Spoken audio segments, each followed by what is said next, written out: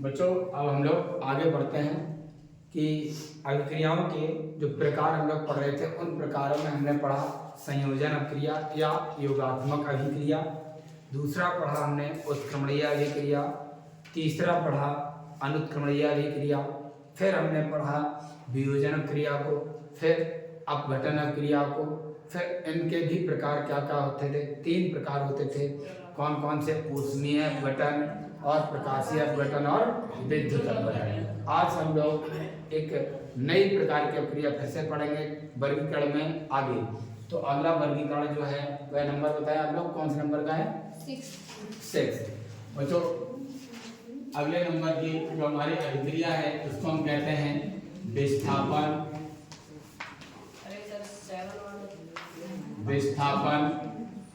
या बच्चों हम इसको कहते हैं प्रतिस्थापन।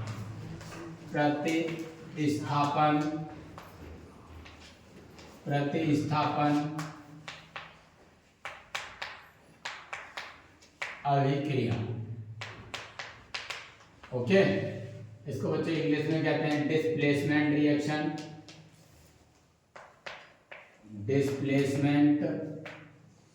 और सब्स्टिट्यूशनल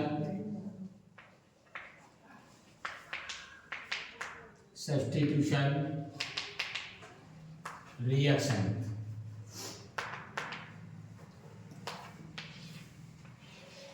बच्चों प्रतिस्थापन अभिक्रिया का मतलब क्या है? जैसे आप लोग बैठे हो, कोई आए और आपको हटा दे और स्वयं वहां पर बैठ जाए, इसको कहते हैं प्रतिस्थापन।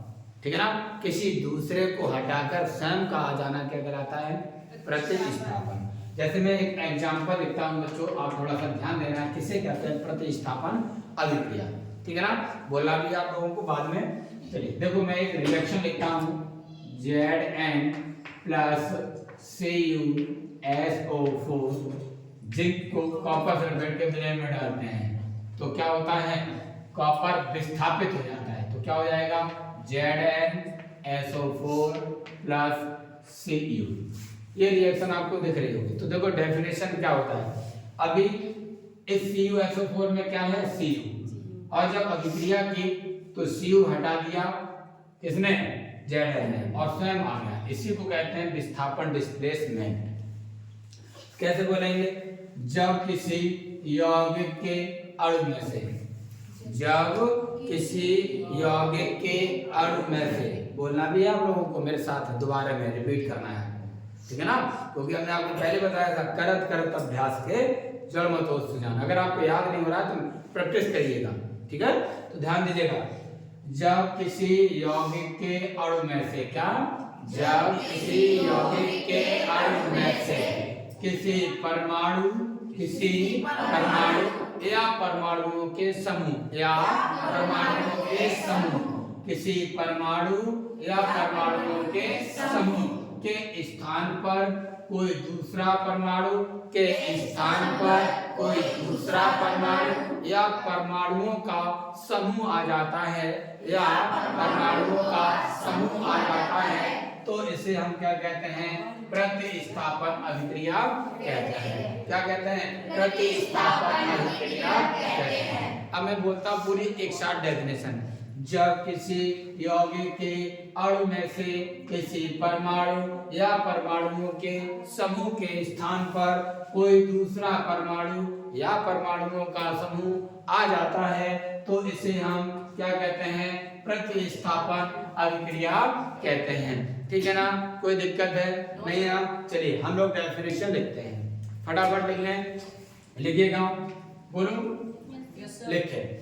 जब किसी यौगिक के अणु में से, जब किसी यौगिक के अणु में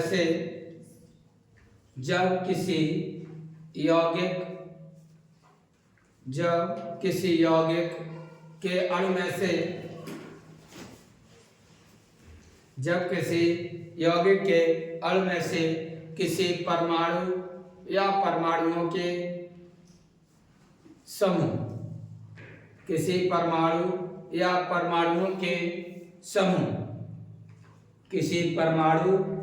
परमाणुओं के समूह परमाणु या परमाणुओं के समूह के स्थान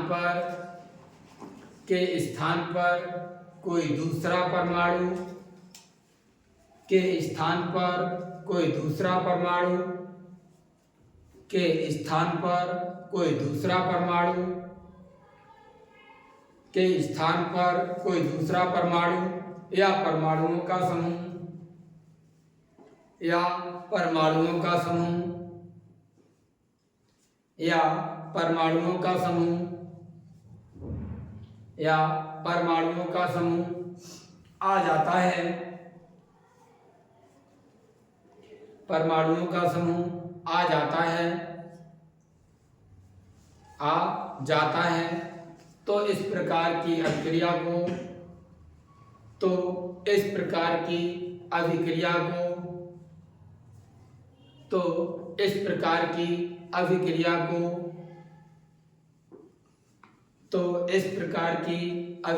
को विस्थापन या प्रतिस्थापन अभिक्रिया कहते हैं। इस प्रकार की अभिक्रिया को विस्थापन या प्रतिस्थापन अभिक्रिया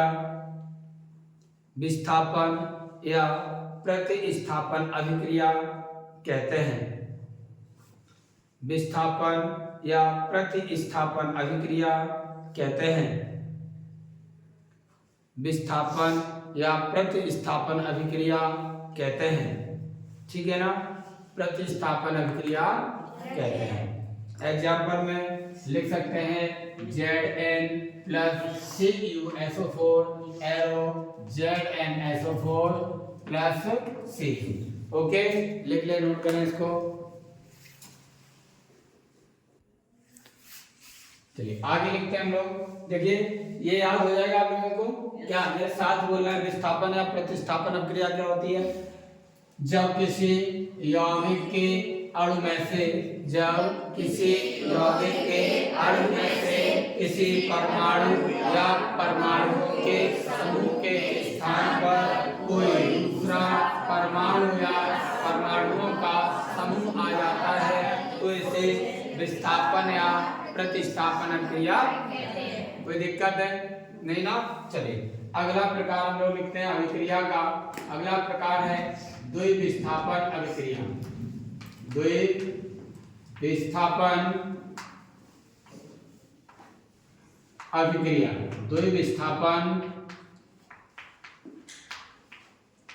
अभिक्रिया इसको कहते हैं double displacement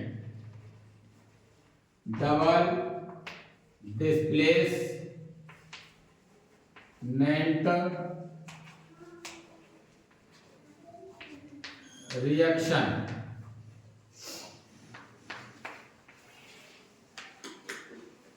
double displacement reaction. अगली अभिक्रिया का प्रकार कौन सा है? द्विविस्थापन अभिक्रिया, डबल डिस्प्लेसमेंट रिएक्शन। ठीक है ना, डबल डिस्प्लेसमेंट रिएक्शन। ठीक है ना। देखो ये अभिक्रिया क्या होती है, ध्यान दें। आप लोगों ने 9th क्लास में पढ़ा था आयन। क्या पढ़ा था? आयन किसे कहते हैं? वे परमाणु या परमाणुओं के समूह जिन पर धन आवेश या ऋण आवेश होता है उसे हम क्या कहते हैं?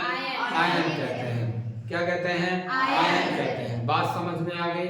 तो ये अभिक्रियाएं जो होती हैं आयनों की अदला बदली से पूरी होती हैं।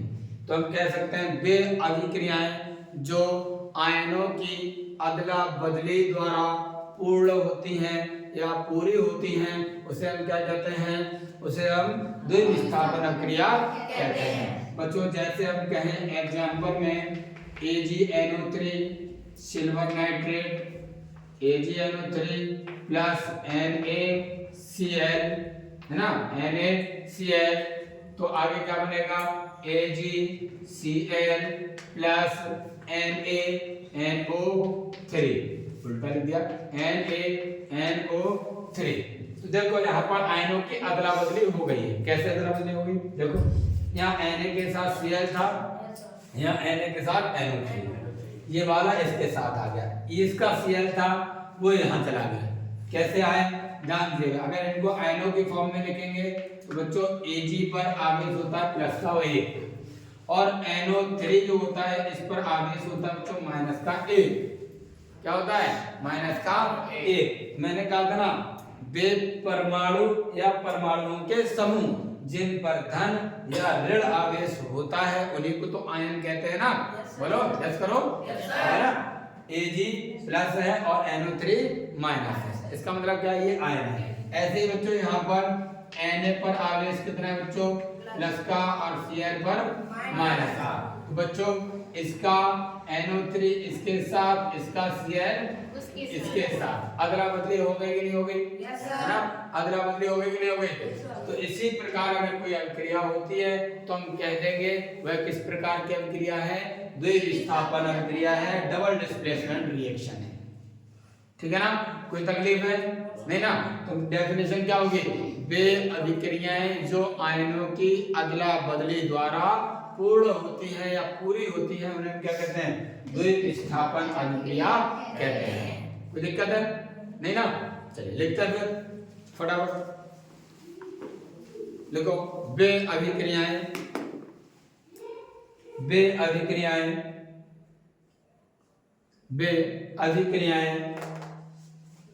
जो आयनों की अदला बदली द्वारा पूर्ण होती हैं, आयनों की अदला बदली द्वारा पूर्ण होती हैं, अदला बदली द्वारा पूर्ण होती हैं, अदला बदली द्वारा पूर्ण होते हैं द्विविस्थापन अभिक्रियाएं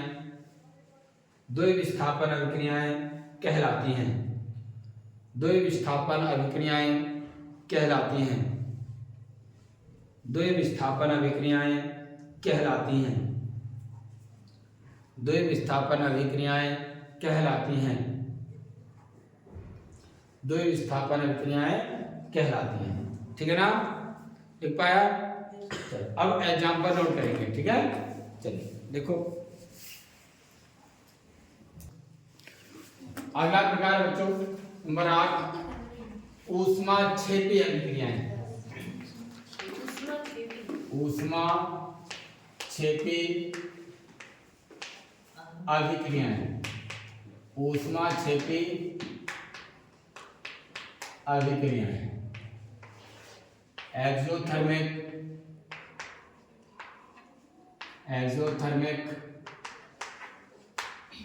रिएक्शंस, एक्सोथर्मिक रिएक्शंस। देखो ऊष्माक्षेपी का मतलब क्या है? जिसमें से ऊष्मा निकलती हो, निर्मुक्त होती हो। ऐसी अभिक्रियाएं जिनमें ऊष्मा निर्मुक्त होती है या निकलती है, ऐसी अभिक्रियाओं को हम क्या कहते हैं? ऊष्माक्षेपी अभिक्रियाएं कहते हैं। तो ऊष्मा कैसी हो बच्चों? ऊष्मा निर्मुक्त होती हो। कैसी होती है? निर्मुक्त या निकलती हो। क्या हो? निर्मुक्त हो या निकलती है ऊष्मा। जैसे हमारे पास H2 और O2 हाइड्रोजन और ऑक्सीजन के द्वारा जल का जब निर्माण किया जाता है, किसका निर्माण? H2O का। बैलेंस करेंगे बच्चों तो यहाँ पर 2 लगा देंगे, सॉरी यहाँ 2 लगाएंगे, 2 दूनी 4। तो जब बच्चों जल का निर्माण होता है, क्या होता है? जल का निर्माण होता है। क्या होता है? जल का निर्माण होता है, तब इसमें से ऊष्मा निकलती है। क्या होती है? ऊष्मा निकलती है। ठीक है ना, 136 किलो कैलोरी। कितनी निकलती है? 136 किलो कैलोरी। कितनी होगी? 136 किलो कैलोरी ऊष्मा, किलो कैलोरी ऊष्मा निर्मुक्त होती है। ध्यान देना है, जब हाइड्रोजन और ऑक्सीजन के द्वारा जल का निर्माण किया जाता है तो उसमें से ऊष्मा कितनी निकलती है? सॉरी 136 किलो कैलोरी, ठीक है ना। हाँ CAL का मतलब है कैलोरी, K का मतलब है किलो, ठीक है ना। तो ये अभिक्रिया कैसी है, ऊष्माक्षेपी। अब ध्यान दो, मैं आपको एक चीज और बता दूं, ये ऊष्मा की जो वैल्यू है इधर लिखेंगे निर्मुक्त वाले, ध्यान रखना। अगर वह ऊष्माक्षेपी अभिक्रिया है तो उत्पाद की तरफ जब ऊष्मा की वैल्यू को लिखा जाएगा तो प्लस करके लिखेंगे, और यही वैल्यू अगर इधर लिखेंगे तो माइनस, क्या लिखेंगे माइनस में। निर्मुक्त होती है उत्पाद में तो बनना है, ऊष्मा भी क्या है उत्पाद में तो है, तो इधर लिखेंगे तो ध्यान रखना 2H2 plus O2 plus sorry minus 136 kilo calorie, ठीक है ना। एरो 2H2O, ठीक है ना। ध्यान रखना है जब ऊष्मा की वैल्यू को उत्पाद की तरफ प्रोडक्ट की तरफ लिखेंगे तो उसे प्लस करके लिखेंगे, और अगर यही वैल्यू को अगर कहाँ लिखेंगे हम अधिकारक तरफ रिएक्टेंट की तरफ तो उसको माइनस द्वारा शो करेंगे, तब पहचान पाएंगे। तो आप पहचान पाएंगे नहीं पहचान पाएंगे, अगर ऊष्माक्षेपी अभिक्रिया है तो उत्पाद की तरफ ऊष्मा की वैल्यू प्लस करके लिखी होगी, जबकि उत्पाद की तरफ किसके उत्पाद की तरफ प्लस की हो, और जबकि अभिकारक की तरफ माइनस साइन के द्वारा लिखी होगी। तो लिख करते हैं तो लिखेंगे, देखो बे अभिक्रियाएं, बे अभिक्रियाएं, बे अभिक्रियाएं,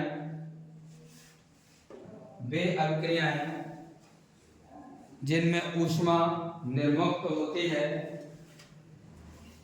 जिनमें ऊष्मा निर्मुक्त होती है, जिनमें ऊष्मा निर्मुक्त होती है, ऊष्मा निर्मुक्त होती है, ऊष्माक्षेपी अभिक्रियाएं कहलाती हैं, ऊष्माक्षेपी अभिक्रियाएं कहलाती हैं, ऊष्माक्षेपी अभिक्रियाएं कहलाती हैं, ऊष्माक्षेपी अभिक्रियाएं कहलाती हैं, ऊष्माक्षेपी अभिक्रियाएं कहलाती हैं, ठीक है बच्चों, क्या कहलाती हैं ऊष्माक्षेपी अभिक्रियाएं कहलाती हैं। बच्चों एक एग्जांपल तो आपका क्या हो गया ये कि हाइड्रोजन और ऑक्सीजन के द्वारा जब जल का निर्माण होता है तब उसमें से 136 किलो कैलोरी ऊष्मा निर्मुक्त होती है। ऐसे ही बच्चों एक और एग्जांपल की बात कर लो, C+O2 एरो CO2 जब कार्बन और ऑक्सीजन की क्रिया द्वारा कार्बन डाइऑक्साइड का निर्माण होता है तो 94 किलो कैलोरी, क्या है 94 किलो कैलोरी, क्या 94 किलो कैलोरी ऊष्मा निर्मुक्त होती है, निकलती है। तो इस प्रकार ये अभिक्रिया क्या हो गई बच्चों, ऊष्माक्षेपी अभिक्रिया। कौन सी अभिक्रिया, ऊष्माक्षेपी। ध्यान रखना ऊष्मा की वैल्यू को इधर प्लस में इधर माइनस में, इधर प्लस में अगर इधर लिखते तो ये कैसे हो जाती माइनस में जाती। बोलो बच्चों बात समझ में आ गई? नमस्ते, ठीक है वेरी लिखो इन एग्जांपल को लिखो, ठीक है। कोई दिक्कत है कि नहीं, कोई दिक्कत नहीं, ठीक है नोट करो इसको, ठीक। अगला लिखते हैं नंबर 9। 9वें प्रकार की अभिक्रिया कौन सी है बच्चों, अभी की ऊष्माक्षेपी, अब पढ़ेंगे ऊष्माशोषी। बच्चों अगला प्रकार है बच्चों हमारा ऊष्माशोषी, ऊष्माशोषी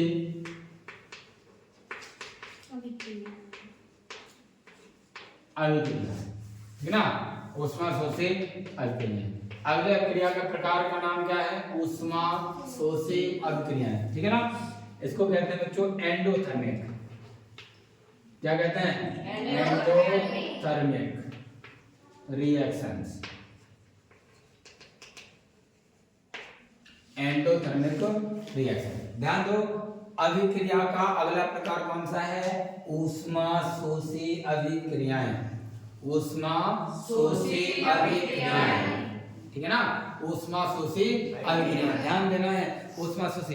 देखो अभी हमने आपको बताया था ऊष्मा क्षेपी अभिक्रियाएं, और ऊष्मा क्षेपी अभिक्रियाओं में आपको मैंने क्या बताया था कि ऊष्मा निर्मुक्त होती है, ऊष्मा निकलती है। क्या होती है? ऊष्मा निकलती है। क्या होती है? ऊष्मा निकलती है। जबकि ऊष्मा शोषी, शोषी का मतलब होता है शोषण करना, अवशोषित करना। तो क्या है? वे अभिक्रियाएं, कौन सी? वे अभिक्रियाएं जिसमें ऊष्मा अवशोषित होती है। इसमें ऊष्मा निकलती थी, निर्मुक्त होती थी, इसमें ऊष्मा अवशोषित होती है। ठीक है ना, ऊष्मा अवशोषित, जैसे N2 प्लस O2 है ना, प्लस 42 किलो कैलोरी ऊष्मा। बच्चों N2 और O2 के द्वारा जब NO2 क्या बनाया जाएगा, NO2 का निर्माण होता है बच्चों, तब इसमें 42 किलो कैलोरी ऊष्मा देनी पड़ती है, मतलब अवशोषित करता है। ये बात समझ में आ गई कि नहीं? ध्यान दो, इसमें ऊष्मा बाहर निकलती थी, अभिक्रिया होती है, तब इसमें ऊष्मा देनी पड़ती है। तो वे अभिक्रियाएं जिसमें ऊष्मा अवशोषित होती है या ऊष्मा देनी पड़ती है, उसे हम क्या कहते हैं? ऊष्मा शोषी अभिक्रियाएं कहते हैं। बात समझ में आ गई क्या? वे अभिक्रियाएं जिनमें ऊष्मा अवशोषित होती है या ऊष्मा देनी पड़ती है, उसे हम क्या कहते हैं? ऊष्मा शोषी अभिक्रियाएं। बात समझ में आ गई? चलिए फटाफट अब इसकी परिभाषा लिख लेते हैं। चलिए लिखेंगे, हेड डाल लें। यस सर, हेडिंग पढ़ गए कि नहीं? चलिए लिख लो, हेडिंग लिखो फटाफट। ऊष्मा शोषी अभिक्रियाएं, ऊष्मा शोषी अभिक्रियाएं, सही से लिखना है, ठीक है? ऊष्मा शोषी अभिक्रियाएं, ठीक है? चलो लिखेंगे, वे अभिक्रियाएं,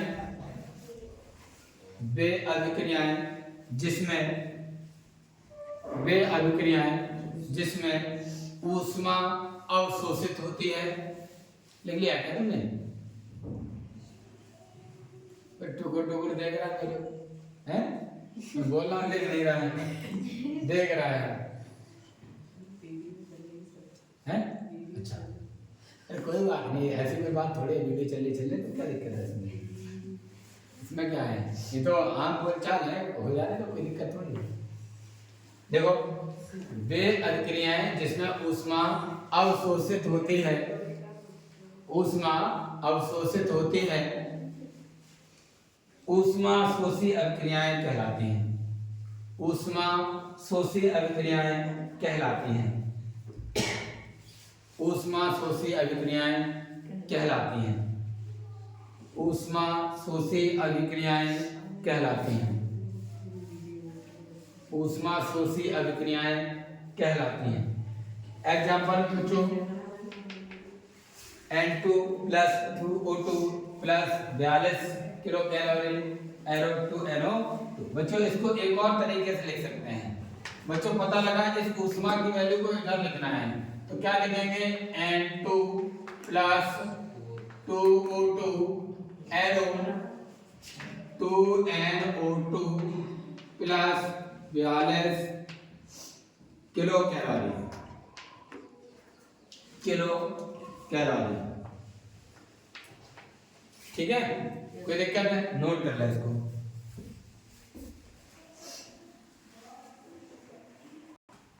इनको ध्यान दो, मैंने क्या लिखाया है कि ऊष्मा शोषी का मतलब है जिसमें ऊष्मा अवशोषित होती हो। तो बच्चों जब अवशोषित होगी तो अभिकारकों की तरफ प्लस में ऊष्मा लिखी जाएगी, जबकि उत्पाद की तरफ माइनस में, ठीक है ना? अभी मैंने प्लस लगा दिया था, माइनस में होगी, ठीक है ना? क्या है? माइनस में। तो ये इधर आएगी तो कैसे हो जाएगी? माइनस में। तो ध्यान रखना है, कोई अभिक्रिया दी गई होगी, क्या होगी? कोई अभिक्रिया दी गई होगी, तो कैसे पहचानेंगे कि वह ऊष्मा शोषी है या ऊष्मा क्षेपी है? तो बच्चों ध्यान रखना है, यदि ऊष्मा की वैल्यू अभिकारक की तरफ प्लस में लिखी है, किधर?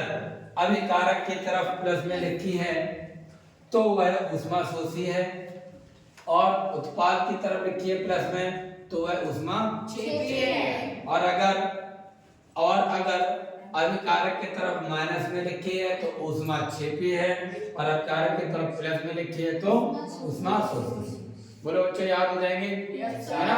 अभी हम आगे और पढ़ने वाले ऑक्सीकरण अपक्रियाएं, अपचयन अपक्रियाएं, रिडॉक्स अपक्रियाएं, ठीक है ना, और भी अपक्रियाएं। फिलहाल इतनी बातें आपको समझ में आ गई होंगी, ठीक है। आगे हम बात करते हैं, ध्यान दो, बाकी हम लोग कल यही पढ़ेंगे, इतना ही पढ़ेंगे। आगे देखो, विस्थापन या प्रतिस्थापन अपक्रिया, विस्थापन अपक्रिया, ऊष्मा छेपी और ऊष्मा शोषी। अब यहाँ पर ध्यान, तो मैं एक बार रिवाइज करा देता हूँ 5 मिनट में, ठीक है। देखो, अपक्रिया का प्रकार का नाम क्या है? विस्थापन या प्रतिस्थापन अपक्रिया। प्रकार का नाम क्या है? विस्थापन या प्रतिस्थापन अपक्रिया। नाम क्या है? प्रतिस्थापन या विस्थापन। क्या है? प्रतिस्थापन या विस्थापन। आप लोग तो बोलते ही नहीं, क्या बात है, थोड़ी सी बात तक बोल सकते हैं। प्रकार क्या है? विस्थापन या प्रतिस्थापन अपक्रिया, ठीक है ना। इंग्लिश में क्या कहेंगे? डिस्प्लेसमेंट या सब्स्टिट्यूशन रिएक्शंस, ठीक है ना, ज्यादा तेज नहीं बोलना है। तो देखो, परिभाषा क्या है? परिभाषा क्या होती है? जब किसी यौगिक के अणु में से किसी परमाणु या परमाणुओं के समूह के स्थान पर कोई दूसरा परमाणु या परमाणुओं का समूह आ जाता है तो इसे विस्थापन या प्रतिस्थापन अपक्रिया कहते हैं। रिएक्शन याद हो जाएगी, परिभाषा याद होगी क्या? कि जब किसी यौगिक के अणु में से किसी परमाणु या परमाणुओं के समूह के स्थान पर कोई दूसरा परमाणु या परमाणुओं का समूह आ जाता है तो इसे विस्थापन या प्रतिस्थापन अपक्रिया कहते हैं। बच्चों, अगला प्रकार क्या था अभिक्रिया का? द्विविस्थापन अभिक्रिया। कौन सा प्रकार है? द्विविस्थापन अभिक्रिया। क्या कहेंगे इंग्लिश में? तो देखो, वे अभिक्रियाएं जो आयनों की अदला बदली द्वारा पूर्ण होती हैं, वे अभिक्रियाएं क्या कहलाती हैं? द्विविस्थापन अभिक्रियाएं कहलाती हैं। देखो, इसका आयन इसके साथ, इसका आयन इसके साथ, ठीक है, ये बन गया, ठीक है ना, AgCl और NaNO। तो आयनों की अदला बदली द्वारा पूर्ण होती है तो ये अभिक्रियाएं क्या कहलाती हैं? द्विविस्थापन अभिक्रियाएं कहलाती हैं। ऊष्माक्षेपी अभिक्रियाओं की अगर हम बात करें, इनको इंग्लिश में क्या कहेंगे? Exothermic reaction. बताओ, अगला प्रकार कौन सा है? ऊष्माक्षेपी, ठीक है ना, इंग्लिश में क्या कहेंगे इसको? Very good. तो बच्चों, ऐसी अभिक्रियाओं में ऊष्मा क्या होती है? निकलती है या निर्मुक्त होती है? एक ही बात होती है, निकलती है या निर्मुक्त होती है। तो क्या कह सकते हैं? वे अभिक्रियाएं जिसमें ऊष्मा निर्मुक्त होती है या कह सकते हैं निकलती है। क्या होती है? ऊष्मा निकलती है, उसे हम क्या कहते हैं? ऊष्माक्षेपी अभिक्रिया, ठीक है। ऊष्माक्षेपी अभिक्रियाओं में ऊष्मा की वैल्यू को उत्पाद की तरफ प्लस में और अभिकारक की तरफ माइनस में लिखा जाता है, ठीक है ना। इसका जस्ट अपोजिट है, इसको कहते हैं अगला प्रकार ऊष्मा शोषी अभिक्रिया। ऊष्मा शोषी अभिक्रिया में ऊष्मा कैसी होती है? ऊष्मा शोषित होती है। क्या होती है? ऊष्मा शोषित होती है, या फिर ऊष्मा दी जाती है। क्या होती है? ऊष्मा दी जाती है। ऊष्मा क्या है? ऊष्मा दी जाती है। तो क्या कह सकते हैं? वे अभिक्रियाएं जिसमें ऊष्मा शोषित होती है या ऊष्मा दी जाती है क्या कहलाती है? ऊष्मा शोषी अभिक्रियाएं कहलाती हैं। ऊष्मा शोषी अभिक्रियाओं में ऊष्मा की वैल्यू को अभिकारक की तरफ प्लस द्वारा और उत्पाद की तरफ माइनस द्वारा प्रदर्शित किया जाता है। इस तरह से हम पहचान सकते हैं कि ये कौन सी अभिक्रिया है, ठीक है ना। कोई तकलीफ है ना? आज के लिए इतना ही, ठीक है, बाकी हम लोग पढ़ेंगे नेक्स्ट डे। ओके।